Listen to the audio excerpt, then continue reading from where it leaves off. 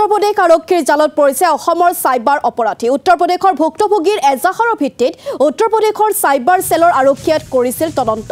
এই তদন্ততে পোহৰলৈ আহে অসমৰ সাইবাৰ অপৰাধী হেমেন বৰ্মনৰ অপৰাধৰ তথ্য। নুনমাটিৰ ভৱানীপুৰৰ হেমেন বৰ্মনে গুৱাহাটীৰ বহু লোকৰ বেংক একাউণ্ট ভাড়াত লৈ লুট কৰা ধনসমূহ সেই একাউণ্টত স্থানান্তৰ কৰিছিল। উত্তৰ প্ৰদেশ আৰক্ষীয়ে ইতিমধ্যে বেংকৰ একাউণ্ট ভাড়া দিয়া লোকৰ নাম ঠিকনা সংগ্ৰহ কৰিছে।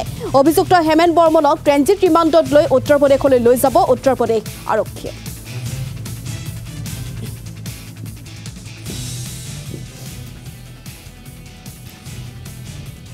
হেমেন বৰ্মন নামৰ ল'ৰাজন আছে ইয়াতে আমাৰ শ্যামনগৰত থাকে। তেওঁ মোৰ একাউণ্টত আজিৰ পৰা প্ৰায় 3 মাহ আগত মানে 11 জুলাই 2024 25,000 টকা তেওঁ মোৰ একাউণ্ট সোমাই দিলে। এজ এ কাষ্টমাৰ তেওঁ আহিছিলে, মোৰ দোকান আছে, তো তেওঁ 25,000 টকা মোৰ সোমালে। তাৰপিছত সোমাই তেওঁ মোক ক'লে যে আপুনি মোক পইচাটো আপুনি এখন ৰাখক, মোক আপুনি পইচাটো কেছ পইচা উলিয়াই দিয়ক। মই ঠিক আছে, কাৰণ এইটো মোৰ বিজনেছ আছে, মই তাৰ কাৰণে কিবা এটা পইচা এমাউণ্ট ৰাখোঁ, সেইটো ৰাখি মই তেওঁক 24,700 টকা আমি 300 টকা আমি ৰাখোঁ, 24,700 টকা মই তেওঁক ঘূৰাই দিলোঁ।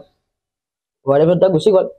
তাৰ পৰা 2-3 ঘণ্টাৰ পিছতে বেংকৰ পৰা মোক এটা মেছেজ আহিলে যে আপোনাৰ 25,000 টকাটো হোল্ড কৰি দিয়া হৈছে।